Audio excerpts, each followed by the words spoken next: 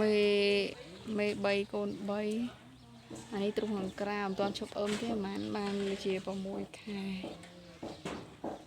មេ3កូន3ហើយស៊ីស្មៅ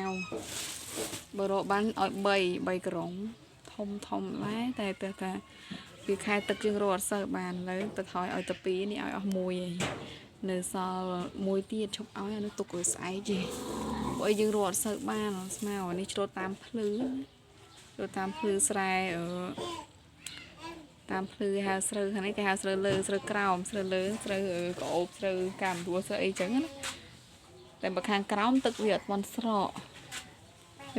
កអាចច្រូតបានទេគោប៉ុណ្ណឹងឲ្យ2ក្រុងឯងច្រូតទៅមកព្រឹកដែរមកបានស្មៅប៉ុណ្ណឹងភាសាតែយើងទៅច្រូតខាងស្រុកលើគោខាងខ្ញុំចឹងបងប្អូនហត់ហើយអាចគោលើកព្រឹកងាយទ្រុងក្នុងទ្រុងក្រៅចឹងរៀងហត់